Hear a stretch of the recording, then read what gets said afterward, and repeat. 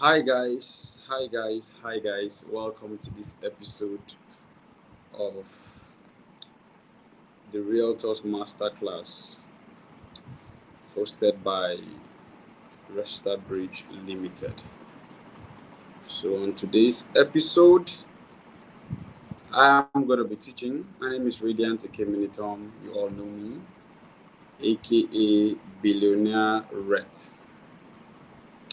So while I just try to share the links across, um,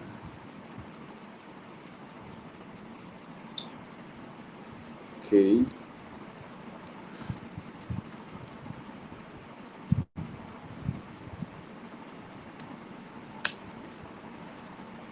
Yeah.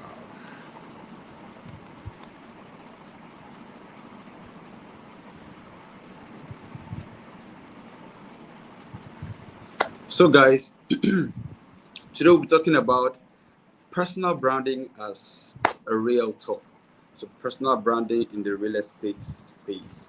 It's very important that you understand this is one of the most important things you need to put in place if you want to sell real estate, especially if you're looking to attract some um, kind of premium clients.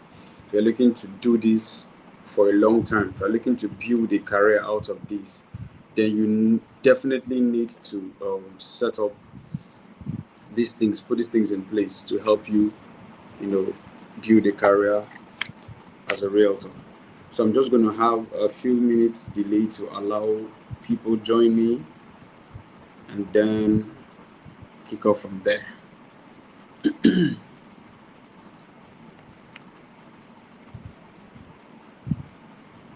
Okay.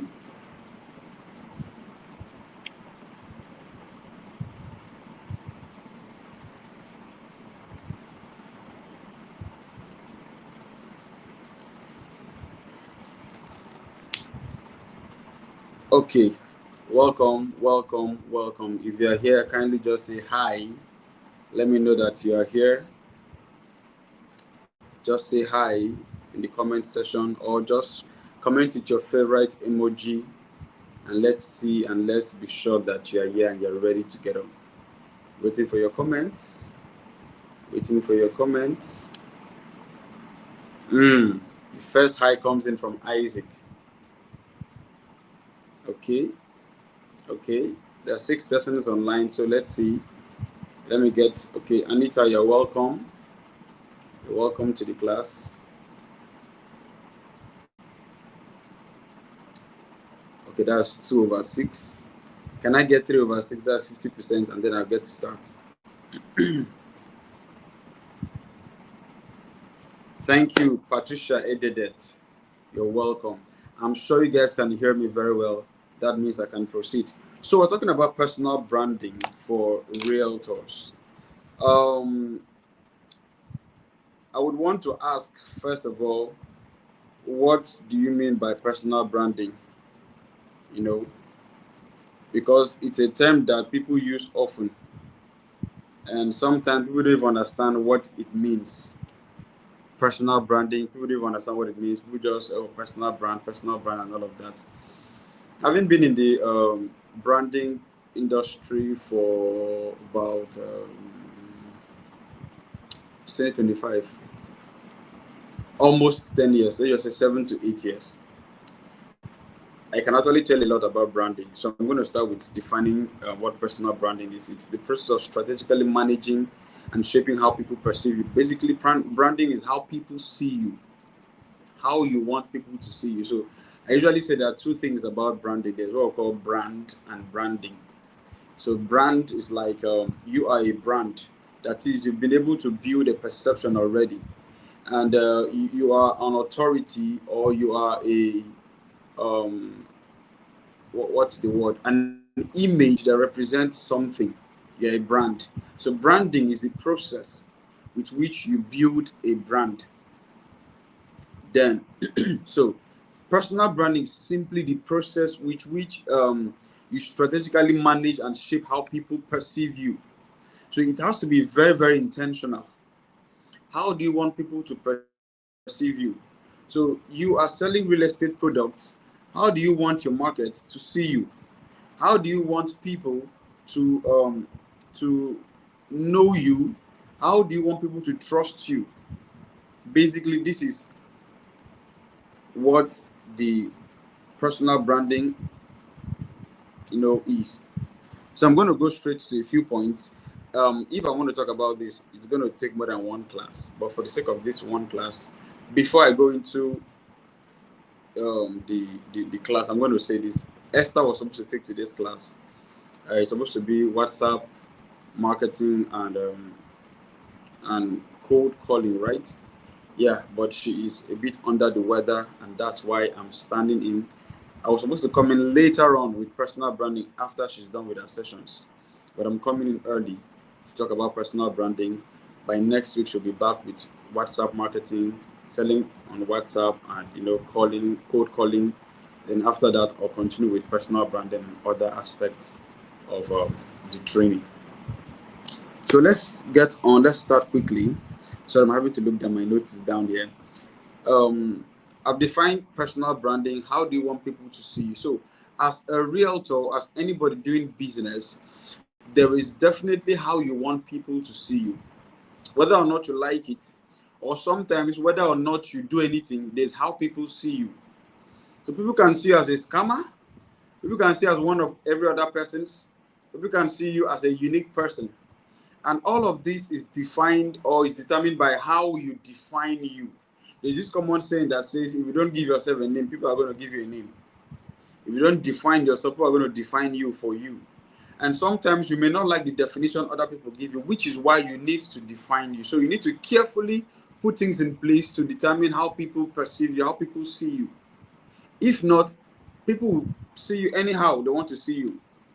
For example, you scroll through stuff and like all these realtors, all these people, all this. There's this time that there was a lot of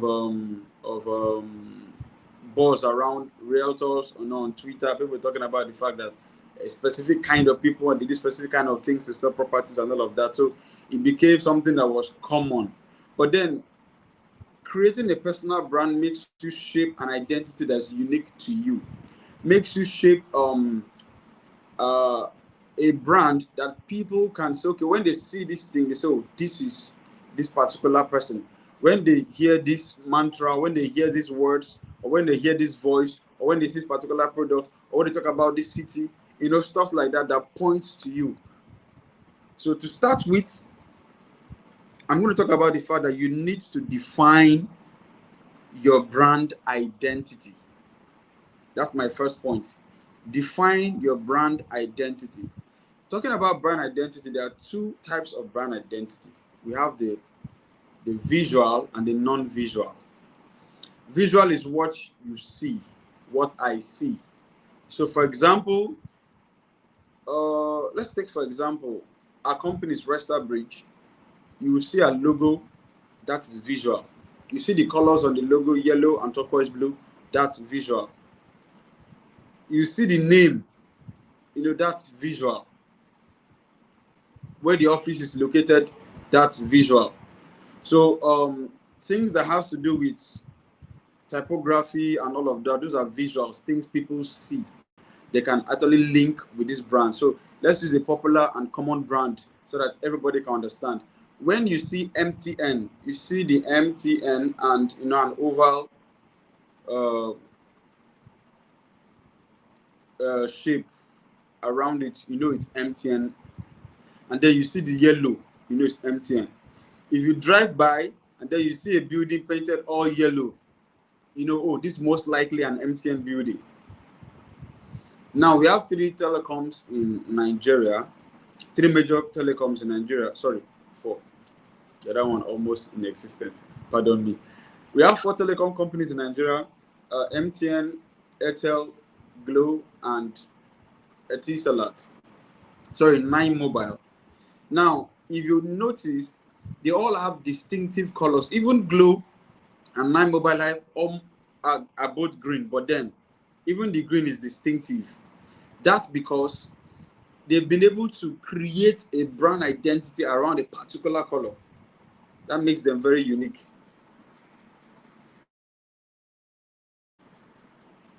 sorry, they've been able to create a brand identity around a particular color. So MTN is to yellow. So once you are talking about telecom, you see MTN yellow. You see yellow, you just know it's MTN. You see red, you know it's Airtel. You see green, you know it's Glow, and you see lemon. Is it lemon? I think so. You know it's Etisalat, or sorry, 9Mobile. That is visual. Then we have the non-visual brand identity, which talks about the experience you feel associating with this brand. The experience you feel associating with this brand is a non-visual. For example, I'm trying not to talk down a particular on people's brands now, but we know that some telecom companies in Nigeria that we're talking about quality service, you would name them first. Then there are the ones that we're talking about poor service, you would definitely name them first. That has to do with experience, brand experience. Now, their colors may be the finest. Their advert may be the best. Their billboard may be, you know, in the best of locations. But that does not mean that the quality of their service is the best. And the quality of their service is what determines the experience you have with them. So you can have a good brand, a good visual, all of those things are in place, but your experience or the experience your clients or your customers have with you is poor. So you now have the visual brand, which is good, and the non-visual, which is bad. I like to say this, I like to give these examples oftentimes. You walk into a restaurant, even between a restaurant by the street, Mama Put, you know, where there's one kiosk or one tent, and then you sit, you go there, we are blowing flies and all of that. The environment is not really fine. There's no AC, no fan, nothing. You just sit down there, the man sells it for you, and she probably sells the food for like 500 naira a plate or 1,000 naira a plate. And then you walk into a restaurant where, as you enter, there's someone that opens the door for you, ushers into a well-ventilated or AC is within the room, and then you have this fine, well-dressed servers that are, you know, behind the counter with different menu or different food dressed in what is that thing called that they serve food in glass and all of that. Everything, the ambience is fine, the chairs are colored, the environment, you see this yellow, red, and green colors that, you know, associate with food business and all of that. Everything is fine, and then you sit down there, AC is blowing you, you know, the environment is fine, there's television, you're watching DSTV and all of that, there's sound, you know, beautiful music in the ambience and beautiful environment. You know that you're going to pay more for this food compared to a woman that is across the road that just has one small tent or one small kiosk. But then you walk up to the counter, you order for rice and chicken, and then a bottle of Coke. And first of all, the Coke is given to you, the Coke is not chilled, even though you see different chillers and refrigerators there. But the Coke is not chilled. And you're like, why is the Coke not chilled? They're like, there's no light, or the light cannot carry this, or we are sorry, we just bought it, whatever excuse they give. And then you take it back to your seat with the rice, and then you taste the rice. The rice is salty, or maybe the rice is not well done, well cooked, is a bit strong, or maybe, you know, things are just wrong somewhere. The chicken is poorly spiced. At the end of the day, you will leave that place with a bad experience, despite the fact that the ambience is very fine, the colors are beautiful, someone opened the door for you, what is people called? The server served you well and all of that. But the quality of the food, which is what is the primary thing that took you there, the quality of the food is bad. You would definitely have a bad experience with that restaurant. As such, the branding of that restaurant, no matter how fine the physical or the visual branding is, the intangible branding, which has to do with the experience, is bad. So many times as realtors, we need to understand that beyond just having the very fine ambience, the very fine visuals, the experience with which your prospect or your client or customer has with you is part of what defines your brand. And that is what will determine whether this person will come back tomorrow, or this person will refer you, or the person won't come back again or refer you again. So the first things I said is define your brand identity. What do you want to be known for? So I'm going to start with the visuals and then move on to the non-visual. First of all, pick a color. Very important. Be identified. Let someone see your branding or see your flyers or see your post or see something that associates with you. And so, okay, this is this particular brand. Pick a color that you can work with, a color that can define your brand in the long term. Colors are very, very important. Colors are very, very important. Very, very important. Which is why from the beginning I mentioned MTN, MTN, 9 Mobile, Glow, and Airtel, how distinctive their colors are. If you even go into the banking sector, you see that banks also pick distinctive colors. Everybody tries to stand out based on the color that identifies with them. If you see an orange color, you know this is GT Bank. If you see purple, the first bank that comes to your mind is FCMB. Or if you see pink, it's Wema. Colors define define your visuals from afar. The first thing people see. The next thing is you have to create an identity image. Simply put, a logo. Or better still, let me start from the fact that you have to choose a brand identity name, because it's the name that you're going to translate into a logo, and colors and all of that work around it. So, for example, you're a realtor, you need to find what name you want to be identified with. Realtor this. Find a unique name that makes you stand out. It can be your name, but there's how you coin it. There's how you say the name over and over again. And of course, if your name is very, very generic, your name is Blessing, everybody is answering Blessing. Your name is Joy, everybody's Joy. Find something that makes that your name unique. Maybe your surname is what comes in and makes it very special. For example, Esther's name is Esther, and then she brings in her surname, Esther Rock, and then she sings it and says it everywhere. It becomes a brand that once people hear Esther Rock, the first person you're thinking about is her.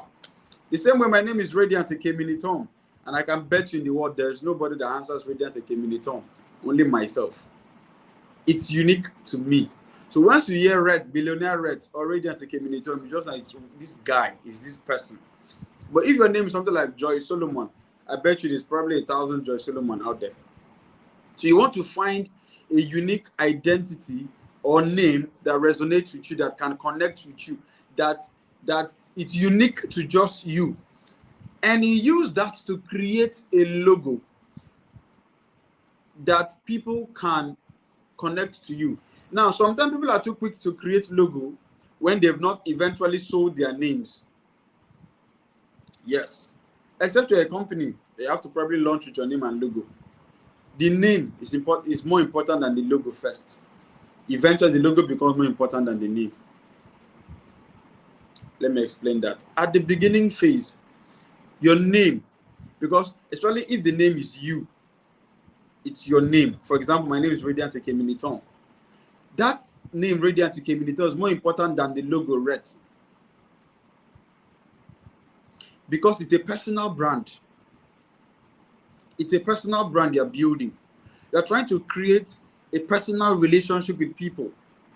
You're not trying to look like that distant structure or distant brand corporation that people just look at from far. You're trying to create a relationship.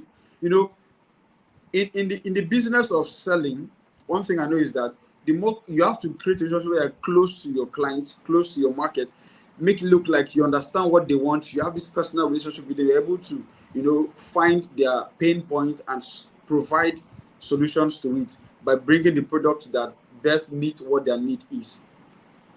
You don't have to look like something that is far. So people just know with your logo, you're just far, or just that logo. No, the logo comes in later.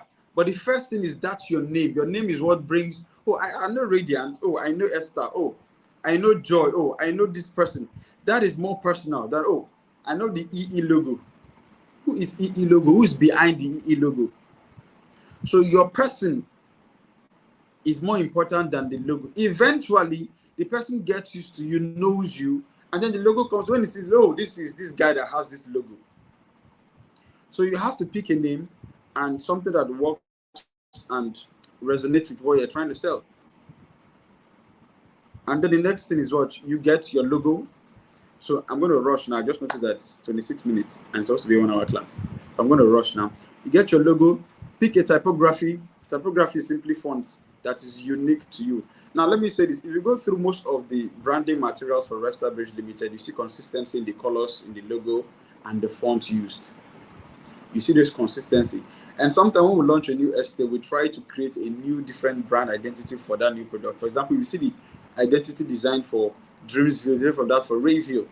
Sorry, I'm beginning to talk about our company now. I'm just using that to illustrate the fact that you can have different products and create different brand identities for those products, and then you still maintain the overall brand covering. So you need to get your colors, typography, logo in place. Those things are the visual, what people see and identify that are unique to your brand. Then the intangible, your value system, your mission and your visions. Those are what make up the intangible aspect of your branding. So what are your values? Honesty, sincerity, integrity, timeliness or punctuality, or the fact that you fix the meeting for 10 and you are there and the client does not have to come and wait for you. You fix inspection for 12, you are there and the client does not have to come and wait for you. Those are very tiny other components of branding. As little as they are, a client can be completely turned off if you don't meet up with the appointment in time. So these are some of the things that make up the intangible aspect of your branding, your values. What are you known for? Oh, this person is very sincere. Oh, this person is trustworthy. Oh, this person is truthful. If this guy says this property is registered, then it's registered. If he says it's not registered, then it's not registered. If this company says this document is ready, then it's ready. If it says it's not ready, then it's not ready. So those little things. Now, many times we overlook these intangible things, but whereas these are some of the things that shape the experience. You see, you may have some of the best colors, best logos, best typography, best in all of those things, but the people have very bad experiences because of those intangible assets or intangible components of your branding. Then they may never come back. They may never come back. Some of them may not be able to tell you. Some will just walk out. Some will not tell that person. So maybe someone sees your advert somewhere, like, leave that guy. They're not serious. So define your brand identity. Define your mission statement, your values, and stand by them. Tell yourself, these are some of the things that I want my clients to know me for. If I have an appointment by this time, I want my clients to know that I keep to time. If I say this thing, I want my clients to know that this thing that I've said is my word and is my bond. Very important. So that's on my first point, which is define your brand identity. Then my next point is define your value proposition. Define your value proposition. So,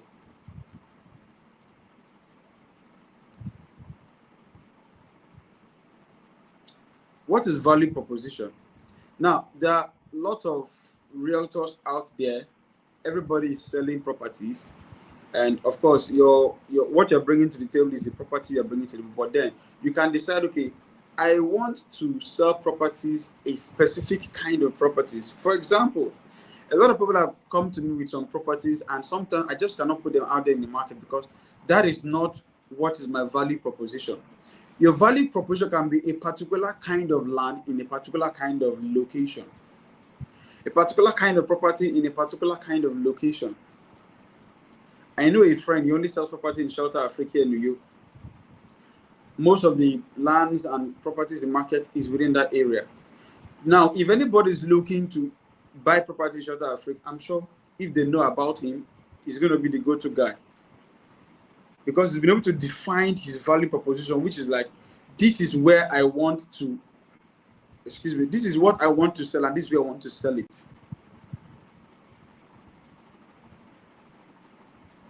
So that's your value proposition, your unique value proposition. Own a city, own a place. Don't be everywhere. A lot of us realtors are, any property that comes out, you jump at it. You jump at it. You jump at it. It is happening in Port Harcourt, you jump. It is Lagos, you jump. You're marketing it.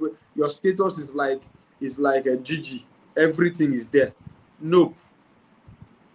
Define your value proposition, your unique value proposition. Find a city and own the city.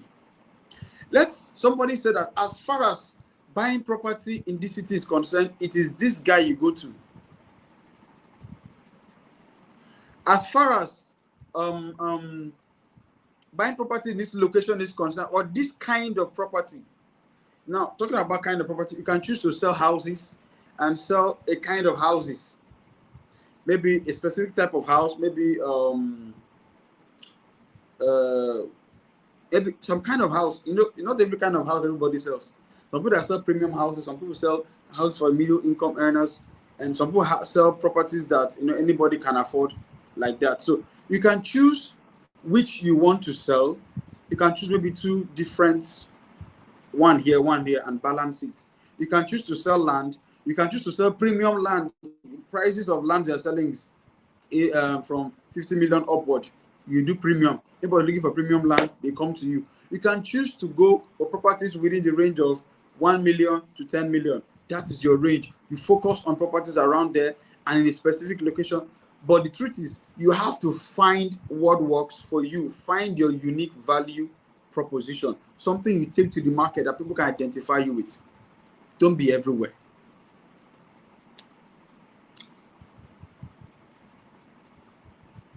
Okay. The next thing is be consistent. Sorry. Okay, before I go to that, let me talk about the fact that you need to be consistent online. Build a consistent online presence. Now, I understand that I always say play in the real estate industry, there's a lot of places you can play in. You can be a realtor, you can be a developer, you can be an investor, wherever you're playing in. Let it define where you're playing in, and that will eventually define how you come online. If you're a realtor, which means that you sell properties, you mediate between the developer and the buyer. It's very important that you are consistent online, because people need to see you. And your environment, people are seeing you in your street or around your neighborhood, are too limited. Or those that know you in your church are limited. But online, you have access to a large pool of people. Esther has been teaching this over the last 3 to 4 weeks. It's very important that you appear consistently online always. Now, for you to be consistent online, I'm going to talk about 3 things you need to do. 1, be consistent across your social media platforms. Some of you have one name on Instagram, a different name on TikTok, a different name on Twitter, a different name on Facebook. Be consistent across all social media. So if your name is Big House Guy on Instagram, let it be the same on Facebook. Let it be the same on TikTok. Let it be the same on Twitter. Except you have different purpose for your different accounts. Yes, you can choose your Instagram and your Facebook to be where you're selling real estate. Maybe your Twitter is for political ginger, like, people that are doing political things. Maybe your TikTok is for fun. That's your choice. But if you want to sell real estate across all of these platforms, then you have to have consistent brand identity across these platforms. Don't be one person somewhere and another person in a different place. You have to be consistent across all of them. So go to your LinkedIn, go to your Facebook, go to your Instagram, go to your Twitter, go to your TikTok, edit your name. Make sure they are the same. And some of these places have cover photos. Create a unique cover photo that resonates with whatever you're selling and put it there. Very important. So some of you have photos from 1822, on your cover photos, or pictures that has no business with whatever you're selling. And take time. Okay, I've mentioned the fact that be consistent across all social media. That's your name and all of that. Then your profile picture. Find a picture that's, let your picture be good. Snap a good picture. Mbok. Very important. Now people will say that someone used to say that Mark Zuckerberg wear t-shirts. Why am I stressing myself to wear suits? The question is, do you have the money Mark Zuckerberg has? Are you Mark Zuckerberg? If you are trying to attract your market, dress in such a way that irrespective of who come across you, they will respect you, they'll find you responsible enough, and they will want to do business with you. If you are the buyer, you can wear singlets, no problem. You can wear singlets, you can even be bare-chested, chat to the person up, I want to buy property, no problem. But if you're the one that wants to sell, you have to look like what you're selling. Real estate is not a poor people's product. It's a premium product. The cheapest property you probably be selling is at 1.5, 1.8 or 2 million naira. You should be able to afford a good suit or have a good agbada. But the point is, let your profile picture be very, very fine, professional. Go to the studio, take a picture, dress well, and put it there. Design a good cover photo, get a good graphic designer. See, those of you that like to use Canva to do tests, trial and error, let me warn you, except you're really good with Canva, pay a professional graphic designer to do good designs for you. Because sometimes someone can just see your design in the complete turn off, and the person can see you as being quack, as being someone that is not capable of investing in what you are selling. If you are selling real estate, you should be able to invest in it, knowing full well that it is a premium product you're selling, and not do cut and join. So, talking about your social media, set up your profile picture, your cover photo, get good designs, set up your bio. Your bio should be telling you about, should be telling us about what you do, what you sell. Those information are very, very important. Some persons, when they want to buy from you after seeing your ad, let's start teaching about ad. After seeing your ad, the next thing they want to do is go and check your profile and be sure that this person, didn't just fall from the moon, or this person has consistency. He's not talking about selling clothes. Some people are selling clothes, or their bio is talking about that sexy fine girl. Their bio is talking about your favorite clothes vendor, and you're advertising real estate. I'm sure you guys are following me. Okay, yes, you are. So you have to edit your bio.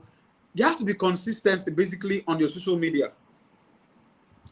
Then maintain a consistent online presence. Create posting schedules when you want to appear. See, catch cruise. Be personal. Be human. Some of you just come online and posting flyers. Talk stories. Do memes. Here and there. Create humor, but balance it. Be human. People like to deal with humans and not some aliens. Okay. So that's with being consistent to your online presence. I've talked about define your brand identity. I talked about the visual. I talked about the non-visual. I've talked about define your unique value proposition. I talked about the fact that you should own a city. Don't just be everywhere. Yeah. And now I'm talking about consistent online presence. define your online presence, be consistent across all social media handles that you are selling, and make sure that you have very fine pictures. Be a fine boy, be a fine girl. Choose your messaging type. Now, you can choose to be doing carousels. You can choose to be a storyteller. There is somebody like I'm not going to mention his name, that I like to read his posts on real estate. He tells stories. We won't talk about real estate now. You can talk about the city of, you talk about how he went to eat in a restaurant somewhere, and and all of that. Before he has connected it back to selling a property. You can decide to tell stories. You can decide to use humor. You can decide to do something, but let something be unique to how you sell. Don't just come and find a unique method, a unique messaging type. Find a unique messaging type for how you communicate with your audience. That's also part of all this I'm talking about, is personal branding. So when someone reads your post, the person says, it is definitely this guy that wrote this thing. Or people want to read your post. People are interested. People are looking forward for your next post, because they know that your next post is going to be exciting, or it's going to be interesting, even though they know you're selling, even though they know you're talking about property, but then they're interested in reading what you write. Find a tagline, something that's unique to you. What is this comedian's name? This hit maker. Sabinus used to say something huge. It became his phrase, his catchphrase, something huge. That period, I think there was a company that probably used something huge, and he probably sued them. And then the company eventually had to sign him. I don't know how that story ended. I don't know. I'm not going to. I think there was something like that, sort of, because it was a catchphrase that was unique to him. You can find a catchphrase that works for you. It becomes your mantra. It becomes something that's unique to you. It becomes something that people identify as, as you. I remember that time Lasisi would say, hello everybody. Lasisi is here right now. There's just something. These kids guys know it. Shank will say, Mark me now. You can find something like that, something that is unique to you, you can use for selling. You can, start your real estate video with, hi, it's your boy, or hi, something, or welcome. Just find something that's unique to you, a catchphrase, something that's beautiful, something that is catching. That's why it's called catchphrase. That is unique to you, and you can add it into your messaging and use it as a means to build a personal brand. So then, of course, get a tagline. If you have a logo, if you have a unique name, then you should have a tagline. So, for example, MTN would say, you should start with your better connection. Then, last time I checked, I think they did everywhere you go, MTN everywhere. I think now it's life is richer with MTN. These are taglines. Things that, if I say life is richer, I'm talking about telecoms, you all know I'm talking about MTN. If I say everywhere you go, you all know I'm talking about MTN. And these are taglines they've used across the years. But then when you mention them, you still remember these brands with this tagline. Your better connection, or Glow with pride, Glow Unlimited. These are taglines they've used over the years, but it's still unique to them. So find a tagline or a catchphrase. You can choose to use one. Catchphrase, you say it. Tagline, you write it many times, maybe under your logo or at the end of your text or something. Catchphrase is when you do a video. Hi, everybody. Lysi is here right now. Something huge is coming. Stuff like that. But that definitely would make you stand out, will help you to be unique.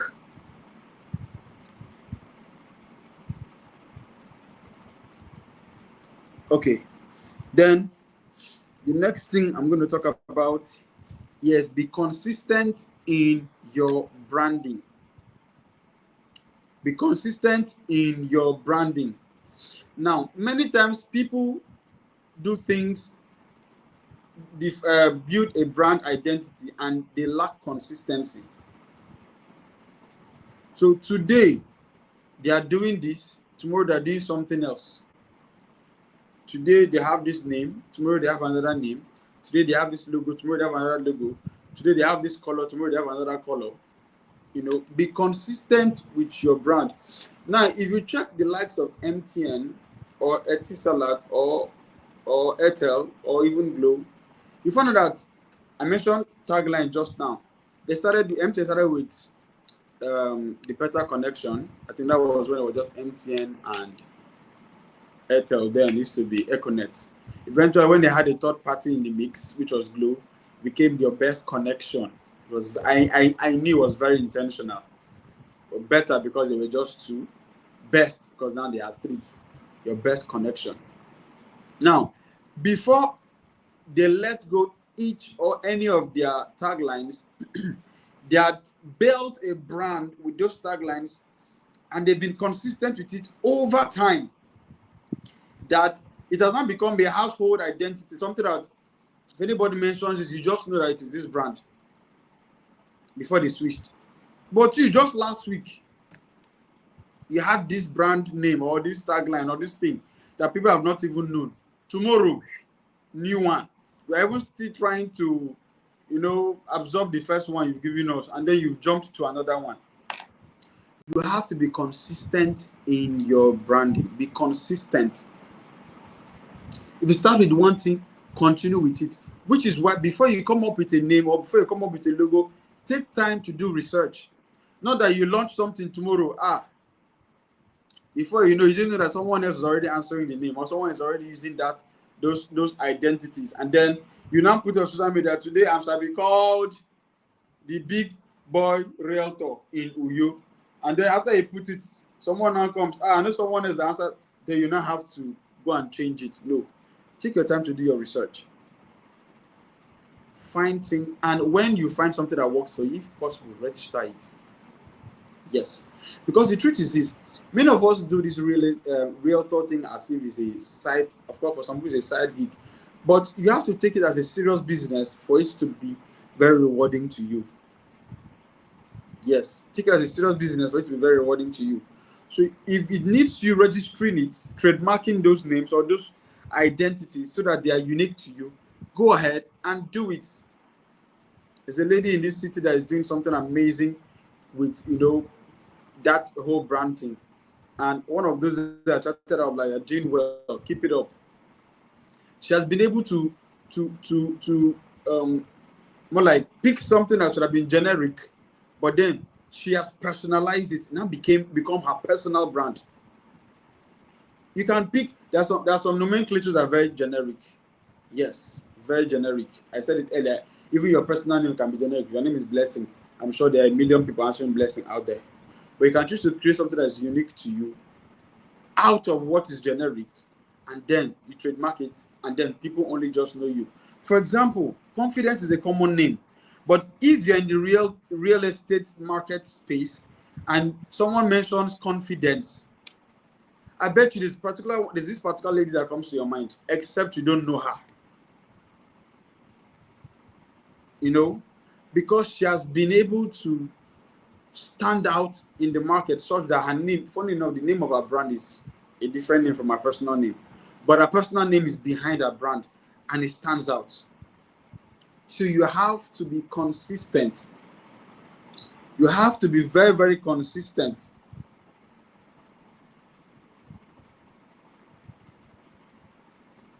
Then if you need to update your brand, of course, there are certain times that you might have grown. Maybe you started out, for example, as a company, we started out trying to service a particular kind of market, but over time we've grown.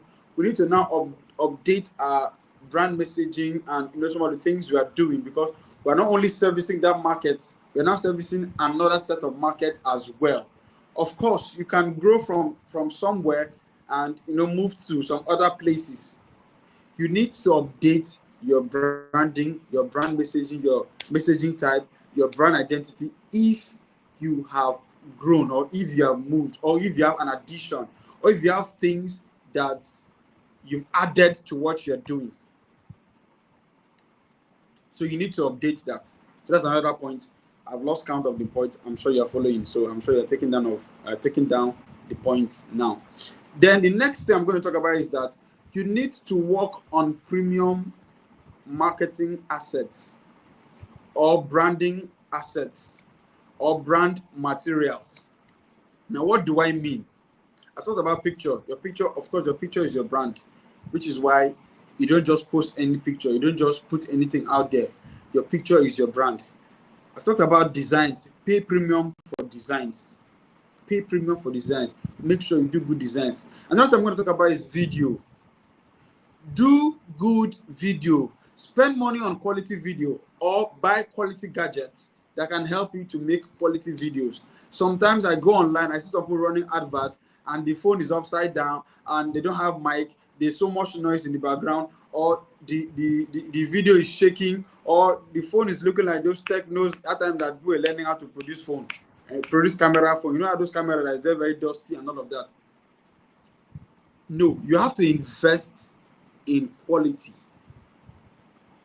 Let your video, let your audio, let your brand materials, talking about design now, brand materials, there are many things I can mention. Website is part of it. If you want to have a website, you can go ahead and have a website, but it's not one of the things I'm talking about. Social media is also a brand material. I've talked about that. Talking about your quality of your pictures, quality of your videos, quality of your audio. They have to be good. Invest in those qualities. It doesn't matter whether you've sold yet or you've not. In fact, recently Esther was sharing with me about a client she took for inspection on Saturday, how the client was wowed by the quality of the video, our marketing video that he saw. The quality of the marketing video he saw. Now, a lot of people might just want to do business with you because of the quality of marketing material you put out there. Because the truth is, if you invest in the quality of what you put out there, means that you are not joking. It means that you're a serious person. That is why you're spending seriously to make sure that your brand materials or your brand visuals or your marketing materials is quality. So the persons are going to take you serious. So you need to invest in the quality of your audio, quality of your video. Very important. If you want to shoot your marketing video, script it properly. Don't just go there without having anything in mind and just start saying things anyhow. Script it. Of course, there's a level you get to. You don't need to sit down to write script again. Maybe you don't pro by then. For example, if you give me camera now, I can market any of our products without any script. That's probably because, of course, I'm the developer here. I know everything about it, and I know my words very well. But if you're starting out, you would definitely need to learn to script your videos, write the right words, make sure that everything is properly done. Because all of this add up to how people see you and how people perceive you. We're talking about personal branding, which is how people see you and how people perceive you. So don't be caught unawares. If you're attending events, look the part. Be prepared to have conversations around what you sell and speak as an authority, as an expert. So there are a lot of points, and I said the class is going to last for an hour. And in my class, of course, I love people to ask questions. I love to answer questions. Like I said earlier, I was supposed to take this class by now. It's supposed to be next week, but Esther is under the weather, and that's why I'm coming in to stand in for her. So right now, I'm going to take questions. I'm going to have a part 2 of building personal branding. In the part 2, I'm going to talk about more things that you need to know as you're building personal branding, communication skills, how you position yourself, and all of that. So, but for now, I'd like to take questions. So if you have any questions, I'd like you to ask in the comment section. Let me answer your question. Let me answer your question.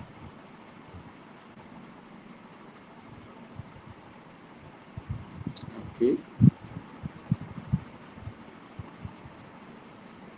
Okay, throw more light on mission statements under the intangible branding brand identity. Okay, mission statement in brand, it's all called brand heart. Now, it's not a branding class, it's just personal branding. So I'm not picking most of the words we use in the bogus words we use in the branding, but it's all called brand heart. Brand heart is like the center of where the brand starts from and goes out. Your heart is where blood pumps and then connects to every other part of your body. So the same thing with brand heart. And at the brand heart, we have these three major things, which is what your mission, your vision, your values. Now, sometimes your mission can be the same thing as your purpose. So mission statement is that unique, well-crafted statement that defines what you are trying, or what you want, or the problem you're trying to solve, or your solution to the market. For example, at Restherbridge, we are trying to provide real estate investment and housing solutions to middle income earners. So it means that we have been able to define a particular market segment. We define what we are trying to do for those people. Two things: owning a property and also investing in real estate. Because of course, sometimes we see investing in real estate as one high and mighty thing. If you don't have a particular amount of money, if you're not in a particular class. So we're intentional about bringing it to a particular market of people. So that is a solution we are bringing.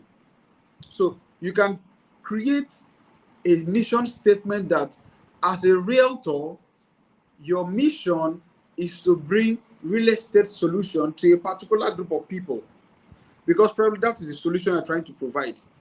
We are trying to do this for these people, or help these people get property at this market price. For example, we have a product called fractional real estate, which our aim with our fractional real estate, called Partner. It's a fractional real estate platform, which our aim with that is to help people come into real estate with fractions of money, as little as 1,000, 5,000, 50,000. You can invest in real estate.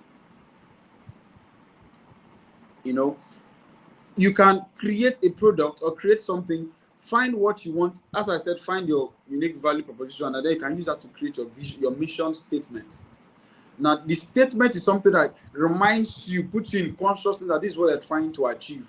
And also put someone that comes across it, knows that, okay, this is what this guy is, or this person is trying to achieve. And many times people can resonate with your mission statement because probably they find themselves within that market segment, or within that purpose, or they find your solution unique to what they're looking for. So I don't know if you understand what I mean by mission statement. So basically, that's mission statement. If you Google it, you'll find more explanation about mission statement and how you can curate mission statement for your business or for your brand. But it's a simple statement that talks about your solution, your target market, and sometimes you don't necessarily have a target market, but what solution you're bringing to the market. That's mission. Vision statement is simply where you're trying to, or where you're going to be after you provide the solution, what you're trying to achieve, where you see yourself, or all of the achievement that comes in within a specified period of time, or in the long term. Vision statement can be short term or long term. Some companies update their vision statement every 5 years. Some can have an overall vision statement that leads to where they want to go in the long term. And then your values are those things that guide you, those things that shape how you behave, how you think, how you act, how you converse and interact with people, and many times determine how people see you as well.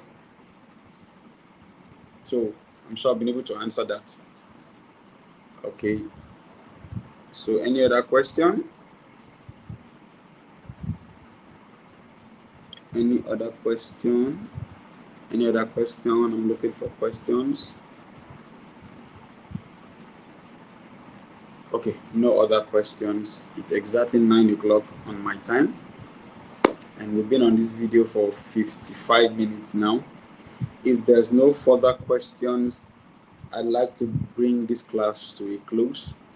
And to do that, I'm going to do a recap of what I thought for those that probably joined late, or for those that were not taking notes. Talked about how to build a personal brand as a realtor. So talked about how to define your brand identity, and under that talked about the tangible and the intangible, or the visual and the non-visual rather. The visual talks about what you see, and the non-visual or the intangible talks about what you don't see but what you feel, what you experience. And that talks about the interactions or the experience your client has with you, and how well they're able to trust you, build connections, and probably come back after the first buying experience or after the first conversation. Then I moved on to talk about you have to define your unique value proposition. What are you selling? Where are you selling? What is unique to you? And find a place and stay there and own that place. I talked about you have to choose a memorable name. Yes, very important. Choose a name that's unique to you.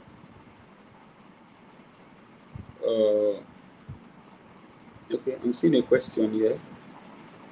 How do I fix a bad personal brand perception? Very important question. Anita, thank you for that question.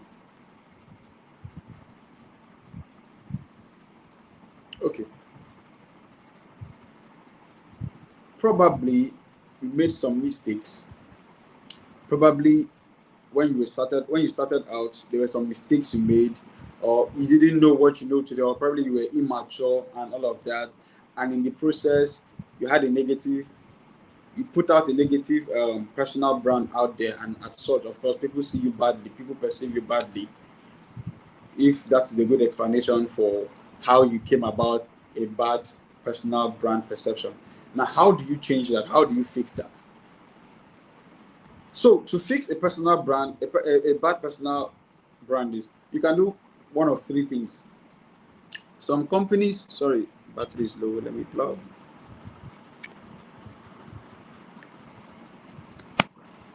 Okay. Some companies do a complete overhaul, of their brand when they have a negative um, brand perception. They do a complete overhaul and more like start afresh. So if you're willing to do that, you can do that. Then some people put out a notice, change of management, change of this for companies when they probably had a bad brand perception. Oh, we now have a new management in place. Sometimes they do a complete rebranding, change the names, change, or sometimes they just have the same brand but repaint, create a new different things, just to make people say that okay, these people are different now, or something new is on board, or they've changed somehow, something like that. Now, for a personal brand, you cannot repaint, you cannot change your name, except maybe you had a unique name that was not a personal name, but you can't do any of that. So, what do you do to fix a broken brand relationship or a broken personal brand? One of the things to do is that you can come out clean, come out to the public, come out clean. Oh, this is where you were, or this is what happened in the past, but now you are going forward. This is what you're going to do. This is your new value systems. You plan to do this, you do that. You come out clean and you write about the experiences you had. You write about the fact that you've embraced your lessons and to you're willing to do differently. As I see some companies, sometimes they come out, they apologize, they do press statements, and they start afresh. Start afresh. So that's one of the things you can do. Come out clean. Now, I would never recommend covering up. Yeah, I would never recommend covering up. So I would always recommend come out clean and be sincere. Now, you might want to go and repair the relationship with some of the clients or some of the persons with whom the perception was broken, or the perceptions, they had the bad perception. Probably you sold the product to them, it went sour or it went sideways, and all of that. You might want to contact them and explain in detail what happened and how you can make it up to them. Another way is that you can offer certain freebies, offer certain values for free to rebuild trust. You see that sometimes when some companies, some businesses, have some bad PR and all of that. The next thing they want to offer free services or offer freebies. They do some giveaways and stuff just to find a way to rebuild trust. So you can offer things like that. Depends on what business you're doing. Now, if you're selling real estate, you can offer free consultation. You can offer free investment tips. Now, you're not trying to sell properties to this person. You're just trying to help this person know that, okay, you can do this, you can do that. You have this information. You have this information about this place, and the place is good. I'm not telling the person to buy from you, but you feel like you're trying to make up for, maybe the severe relationship and stuff like that. And all of this can help the person to probably gain back trust. Because what happens is that when you have a bad brand perception, you lose trust. Distrust comes in. So you can offer free things, you can offer value, find things that allow the person to, trust you again. And that's one of the ways you can fix a broken brand perception. So I hope I've been able to answer your question.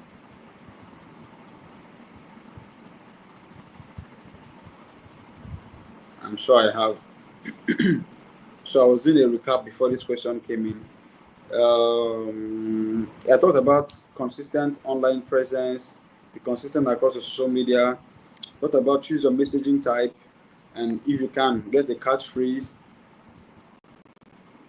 Okay, I talked about being consistent in your brand. Yes. And so these are the things I talked about today. Talked about the fact that you have to put out quality. Your assets, your brand, your marketing assets have to be quality. Don't compromise that. Don't compromise the standards. No matter what you're selling, don't compromise the standards. Go for the best. If you don't have a smartphone that has good quality camera, borrow. If you're starting out, don't be ashamed to borrow. Don't be ashamed to borrow. If you can afford to, invest in quality gadgets that gives you quality. Pay a photographer, pay a graphic designer. Get people that can deliver quality. Don't just put anything out there. Invest in your audio, invest in quality, because these things are what people would look at and they say that this person is serious, and they can identify your brand to be a premium brand. Thank you very much. That was my time. Okay, before I end this, I'd like to invite you, if you want to be a realtor, or if you're a realtor, we have a realtor community called Resta Clan, and we'd like you to join our realtor community. Yes, of course, the link is available. Didi is going to share the link to everybody. If you're interested in joining, you reach out to a Didion Abasi Michael, and she's going to, sign you up for it. And also, we have properties in the city of Uyo.